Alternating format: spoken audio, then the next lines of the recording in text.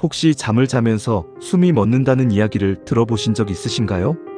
그냥 코골이겠지, 피곤해서 그럴 거야, 이렇게 넘긴 적 없으신가요? 하지만 저도 최근 들어 이런 증상이 생겼고 무심코 넘기기엔 점점 불안해졌습니다. 그래서 결국 수면다원 검사를 받기로 결정했습니다. 수면무호흡증은 단순한 수면 문제가 아닙니다. 방치할 경우 돌연사를 포함해 최소 10가지 주요 질환이 생기거나 악화될 수 있습니다. 대표적인 위험 질환을 소개해드리겠습니다. 첫째, 고혈압. 자는 동안 숨이 막히면 혈압이 자꾸 오릅니다. 둘째, 심장마비. 산소 부족은 심장에 큰 부담을 줍니다.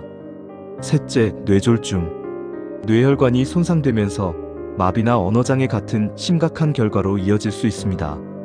넷째, 부정맥. 심장이 불규칙하게 뛰면서 위험한 리듬 이상이 생깁니다.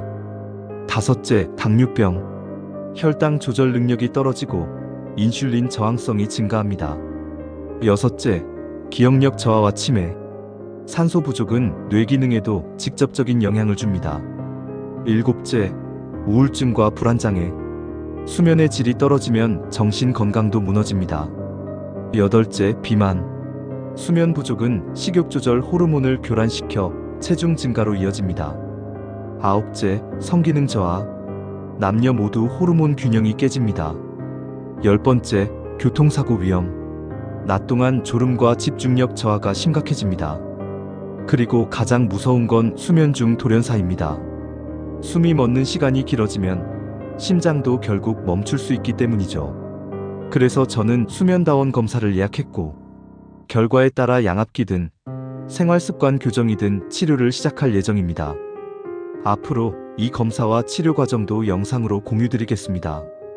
혹시 저처럼 증상이 있으신 분들께 작은 참고가 되길 바랍니다. 숨을 쉬는 잠, 건강한 삶의 시작입니다. 의심된다면 지금 바로 검사 받으세요.